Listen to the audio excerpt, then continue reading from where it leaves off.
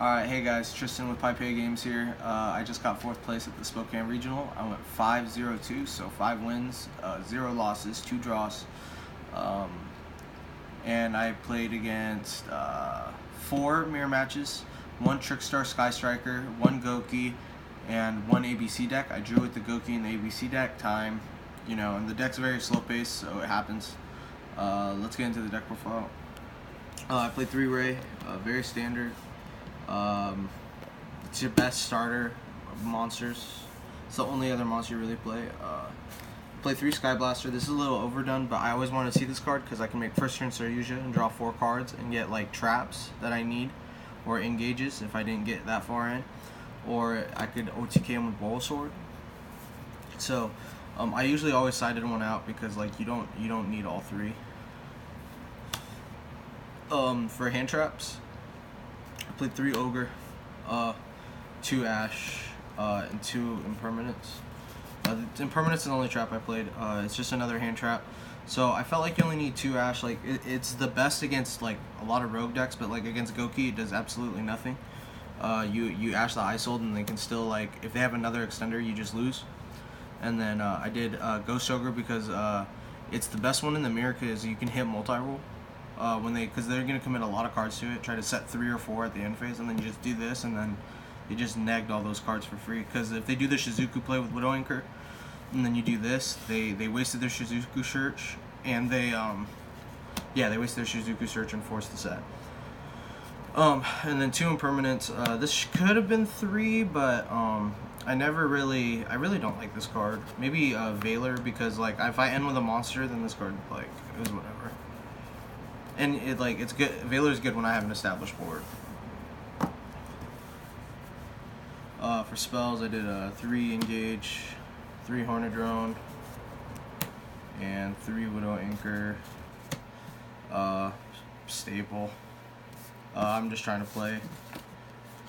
Then I did 2 Multi-Roll, 2 Area 0, 2 Terraforming. So I did this ratio because, like, let's say you don't open like Hornet Drone or like Ray, like this gives you the best way to still play the game, because like in this, like any combination, these two, this or that, like you can play the game, and then if not, Area 0 can get you there to start to play the game. So yeah, I think Area 0 is actually one of the best cards of this deck. Like a lot of people don't like this card, but I really think like if you can establish this turn 1, that you're gonna get far ahead really quickly. 2 Shared Ride, 2 Called by the Grave. I did Shared Ride because this deck lacks a lot of defensive cards, and like if I play against Goki and I flip Shared Ride, then I'll get to draw like 3 cards or 2 cards, and then they'll want to stop. But like if they stop, they don't realize that I already gained a lot of advantage off this card, so like they should have just tried to kill me anyway. And then I played this engine still good, still gets your engine started. Like sometimes you just don't get to a monster. Like this card really fixed a lot of my hands because a lot of times I was unable to play, but since I was able to get this card in the graveyard, I was able to draw another card, and it was a starter, like one of the like 9 cards, 11 cards. And then I played Bricks. These are the brick cards. I didn't play a lot of other Sky Striker cards, like in the main deck. I didn't play Shark Cannon, I didn't play Eagle Booster, I didn't play any of those. I just wanted to play more cards for removal. This card by far is the worst one because if you search this, your opponent plays around it by just activating the card, and then you don't get to pop another card. I played 2 of this because I definitely think this card's better, but I think maybe 1 and 1 or just like 2 of this and 0 of this would be more correct. But yeah. And then the last spells I played was Rhoda, because I wanted more ways to play, and then just 39 cards. For my extra deck, or we'll go to the side deck first, and then for my side deck, I played the 3rd Ash for Rogue. This is good for all Rogue matchups, so I just thought maybe if I need a 3rd one, I can use it. Then I played 3 Cherry. I play Ice Hold in the extra. I also play Electromite. If I played against Pendulum, this would just, like, if everyone stuck to the game plan, then they lost because I take it away. And the other Goki, like if you hit Ice Hold, like most likely they can't play. Like if you hit Firewall, or if you hit Fireball, then like they already have enough cards where they can just keep comboing. Like they might not end on you, but they're gonna kill you. Their hand has to be really, really good for them to push after you cherry them for Isold. Like, it has to have another, like, 2 extender, and so I definitely think cherrying Isold's correct. And then Twin Twisters, Rogue, and I never put this in for the mirror match because, like, it never solved the problem. Every time I drew this card, I lost in the mirror, so I just don't think you should put it in for the mirror just for Rogue matchups. And the Shark Cannon is side deck because if you play against the mirror match, you want to have a searchable way to out their Ray, because if they end with just Shizuku, like, and you can't clear it, then they're guaranteed to Kigari next turn for their engage, and I just wanted to guarantee I could always try to move past their monster. 3 evenly, good card, and 3 Mind Crush on the side. This is for the Trickstars. This Trickstar Sky Striker decks. And mirror matches. This goes in even when you go second, because if they try to end with double engage in their hand, you let them draw for turn, and then you hit both of them out of their hand and punish them. I had yeah.